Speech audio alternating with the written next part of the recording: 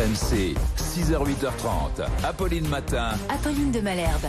C'est l'heure de la politique sur RMC et RMC Story, 6h41. Le parti pris. Le parti pris avec un porte-parole. Bonjour Jean-Pierre Mercier. Bonjour. Vous êtes porte-parole de Nathalie Arthaud et on vous connaît aussi. Vous avez souvent été à ce même micro avec votre autre casquette, celle de syndicaliste, puisque vous êtes délégué syndical du groupe PSA. Mais aujourd'hui, c'est aussi avec cette campagne politique que vous êtes là.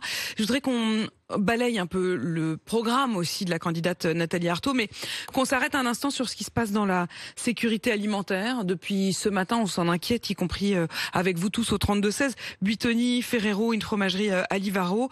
Est-ce qu'il faudrait plus de contrôle? Est-ce qu'il y a une dérive, notamment des grands groupes alimentaires?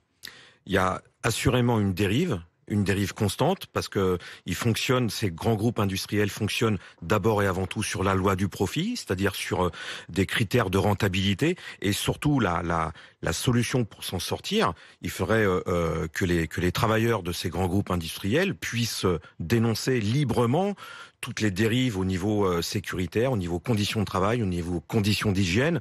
On se bat tous les jours. Quand vous dites librement, ça veut dire quoi? C'est-à-dire que s'ils le font aujourd'hui, ils risquent d'être mis au banc de l'entreprise. Bien sûr, soit vous êtes d'abord parce que les secrets de fabrication sont bien maintenus. Il faudrait lever les secrets industriels, les secrets de fabrication, donner toute la liberté aux salariés de dénoncer tout ce qu'ils voient, tout ce qu'ils vivent.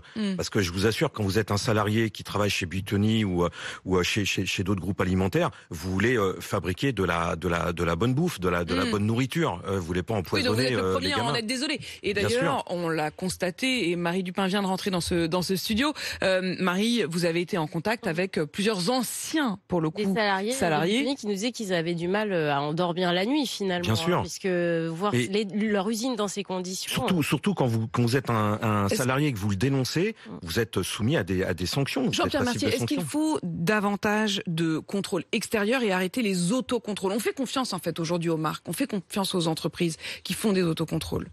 Bien sûr, mais il faudrait surtout les meilleurs experts pour contrôler ce qui se passe dans les entreprises. Ce sont les travailleurs eux-mêmes qui sont à l'intérieur des entreprises. Je vous assure, même j'ai encore le souvenir de gros scandales chez Lactalis qui faisait peser une chape de plomb, fabricant de lait qui avait empoisonné des nourrissons. Voilà, ça c'est insupportable. Et ça c'est vraiment la mesure que porte Nathalie Arthaud, la levée des secrets industriels, financiers. En fait, donner le pouvoir davantage aux travailleurs dans toutes ces entreprises. Je pense aussi à d'autres formes de scandales, parce que là on parle du scandale alimentaire, mais il y a quelques semaines encore, et on en continue à en parler, ça continue évidemment à être un scandale, ce qui se passe chez Orpea et dans un certain nombre d'EHPAD. Là aussi, on a découvert qu'au fond, il n'y avait pas vraiment de contrôle, ou qu'en réalité, quand il y avait des contrôles, on savait la date, et que donc il y avait une sorte de village Potemkin qui était créé, une façade toute propre, toute belle, pour que les contrôleurs ne se rendent pas compte de la réalité. Bien sûr, alors que les salariés eux-mêmes à l'intérieur, ils savent ce qui se passe, ils le vivent, ils le subissent. Vous savez, le groupe Orpea, je connais bien, son deuxième principal actionnaire, c'est la famille Peugeot. C'est-à-dire, ce sont des groupes, ce sont des grandes familles bourgeoises qui investissent dans des groupes qui marchent bien. Mais c'est sur la loi du profit, c'est sur la loi de la rentabilité, et c'est incroyable. Enfin, c'est insupportable que les entreprises qui s'occupent des anciens, ça soit des entreprises privées. On ne devrait pas avoir la possibilité de se faire du fric sur la vie des anciens. Ça, c'est pas possible. C'est illogique. Jean-Pierre Mercier, vous le disiez à l'instant, vous voulez lever le secret des affaires. C'est une des principales mesures de Nathalie Arthaud. Concrètement, quel changement ça représenterait, notamment dans la vie des Français? Ça représenterait qu'on pourrait savoir clairement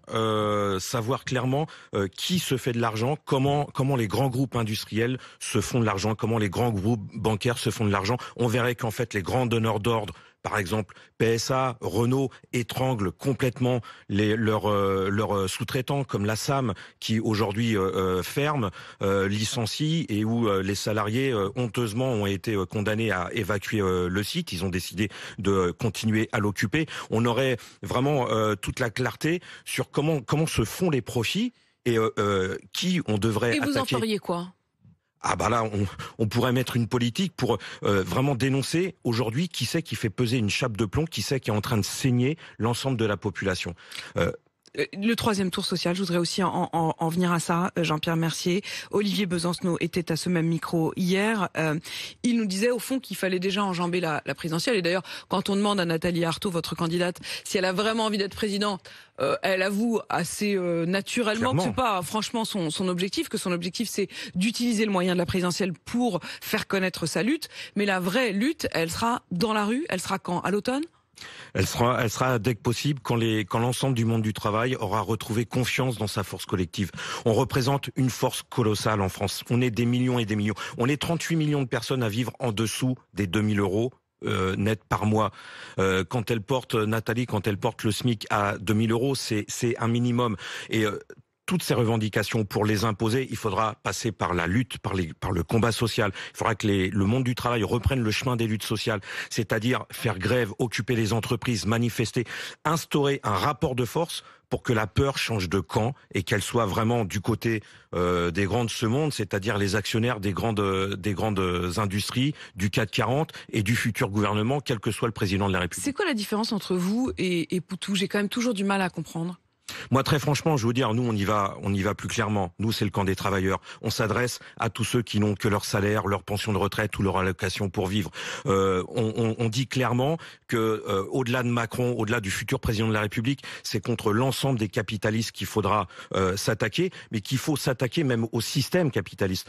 Les travailleurs font fonctionner toute la société. On le voit quand on a discuté là des scandales sanitaires, alimentaires. On fait tout fonctionner.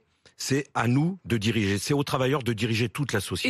Et c'est pas ce que veut Philippe Poutou? En tout cas, dans notre discours, c'est beaucoup plus clair. C'est beaucoup plus clair. Vous avez jamais réussi à vous mettre vraiment d'accord, Si. à ce qu'il y ait un seul bulletin pour les deux, quoi? Si, bien sûr. Quand c'était la LCR, on s'était présenté aux européennes, aux régionales, on avait fait liste commune. Là, ça fait un certain temps qu'on se présente séparément, mais c'est bien. C'est bien qu'on se présente séparément. Ça fait deux voix du même camp, du même côté qui.